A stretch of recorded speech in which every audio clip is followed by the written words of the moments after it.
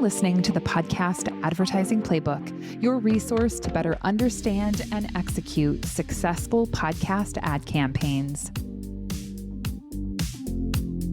Hello and welcome to the Podcast Advertising Playbook. I'm your host, Heather Osgood, and today on the program, I'm going to do something a little different, which I'm really excited about.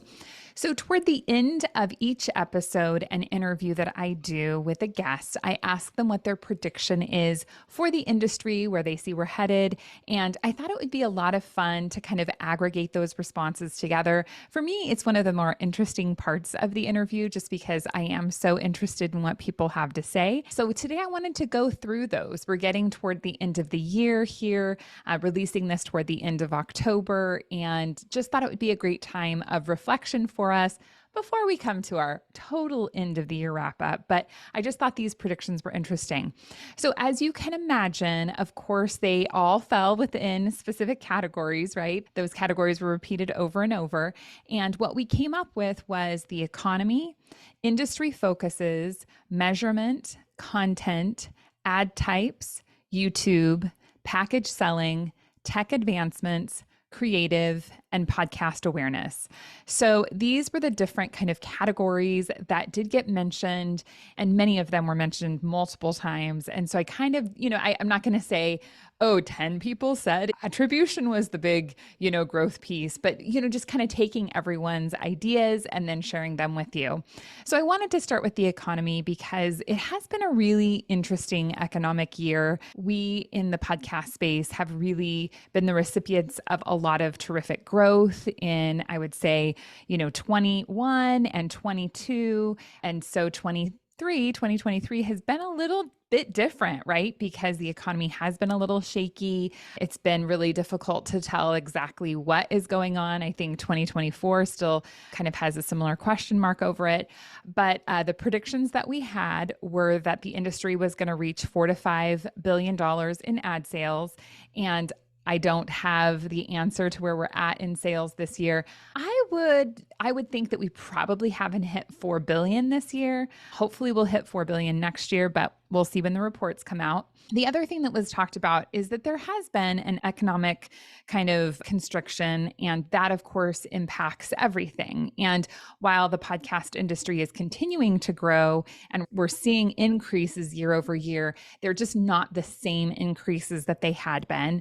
Consolidation was something that was mentioned as, an event that was going to continue to happen. And really what the predictions had been is that consolidation would happen, but really as a product of, hey, we've got a couple of struggling companies, let's combine them, as opposed to the bigger maybe acquisitions that were happening in prior years.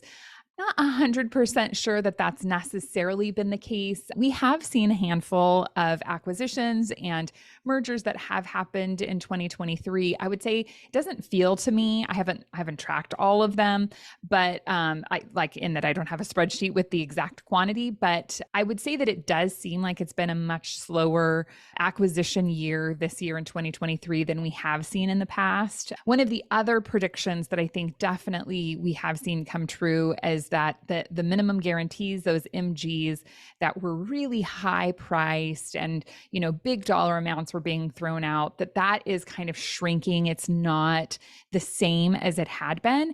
I'm really fascinated to see kind of where we land with the whole MG piece altogether, because when you're in a growing market, it's really easy to offer an MG. It's really easy to say, yeah, we're going to come to the table. We're going to put a number out there knowing that the ad sales team is going to exceed that number. But when you're looking at an economy where growth isn't what it had been, and the industry where growth hasn't been this year what it had been, it's much more difficult to, sign those MG contracts. And so I think it'll be really fascinating going into 2024 to see where we're at with those and see where things go. Next, I thought it was really fun that one of my guests said that the word for the year in January, this was their prediction, was brand safety. So the word for this year was brand safety. I don't know if you're one of those people, but I always like to have a word of the year. I think it's a lot of fun to do. And so this guest felt like brand safety was a big piece. And I will say that brand safety is certainly something that we talked about. I almost feel like we talked about it maybe a little bit more kind of toward the end of 2022, beginning of 2023. I don't think it's discussed as much right now as it had been discussed. And in my opinion, part of the reason that discussion maybe isn't as top of mind is because it's become more of just a known factor that we know that brand safety is an issue. We know this is something we have to have. So whereas before I felt like there was more of a debate around, did we need to focus on brand safety? Was that important to the industry? Now it's not a debated topic. It's really just something that is a known factor and something that we're just going to continue to see be a presence in this space. And I'm sure even a growing presence in this space. But I thought that was interesting. I haven't had anyone give this as a prediction, but I have heard a lot of people recently, I would say probably from podcast movement until today, say that transparency is the word of the year. And I'm wondering if maybe we're not thinking of this as the word of the year for 2024, but really just having that level of transparency across the board. I think that that's been a real struggle for the industry because where the numbers are coming from, what those numbers are, where the data is coming from, how it's validated, all of those pieces have been a challenge to the industry. And so I think that that's where that transparency kind of element comes in and that focus is coming in. So I think that's really interesting and we'll have to watch that. Next was measurement. Not a shocker that measurement came up a ton. I would say measurement might have been one of the biggest predictions. That's just a really big factor, right? We need to make sure measurement is there when we're looking at maybe some of the changes in the landscape about how ads are executed, how they're delivered. Having that measurement piece is so, so important. And one of the things I thought was interesting is, yeah, we're talking about attribution, definitely some of the known entities that we have had, but also there's a growing segment of measurement. And I know even for us at True Native, just the new kind of companies that we're interfacing with, it used to be, it was just these, couple of players in this space, of course, starting with pod sites and kind of going from there.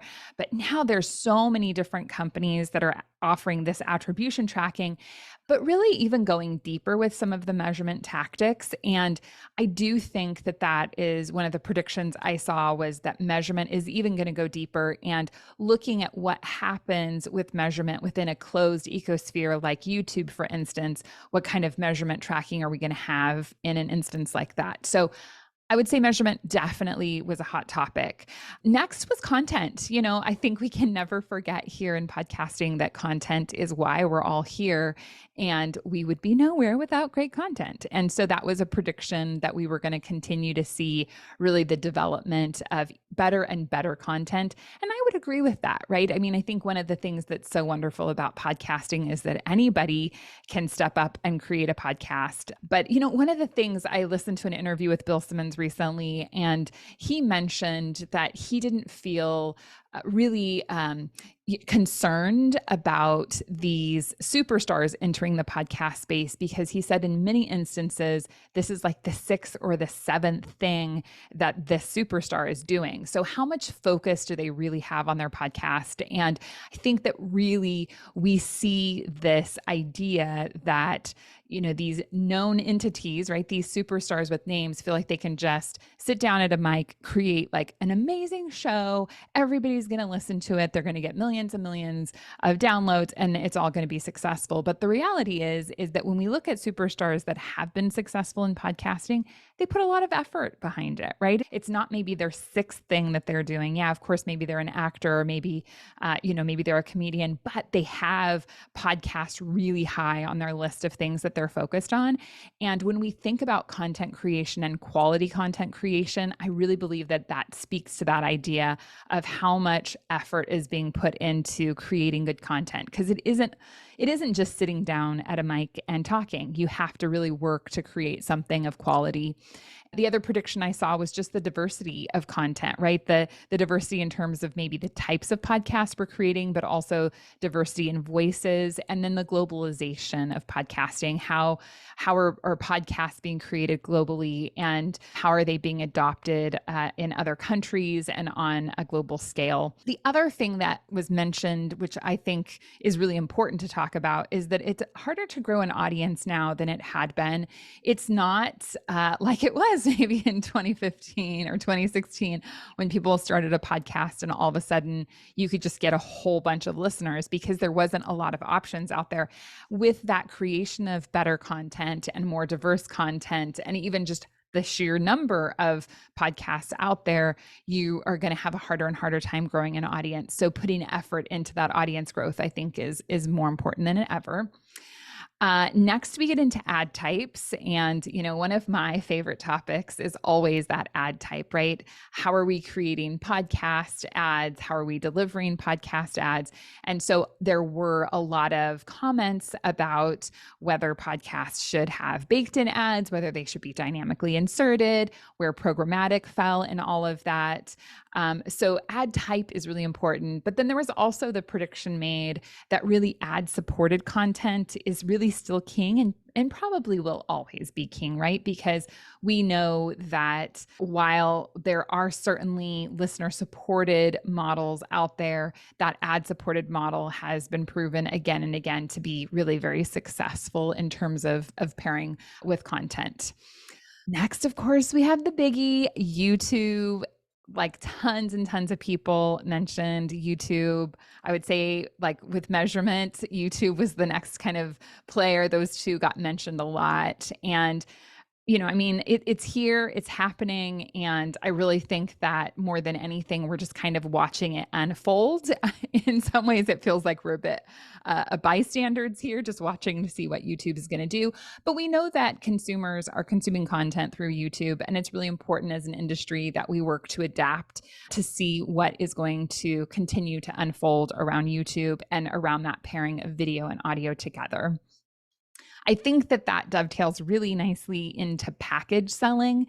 So that is something that a lot of people mentioned, was this idea of really cross-platform selling, where we're not just looking to sell podcast ads, but maybe that podcast ad is partnered with social posts and YouTube inclusion and newsletter inclusion. So, really this idea that yes, we are going to be podcast first. That's important for us to be podcast first, but there's so much opportunity for us to reach that consumer across platform.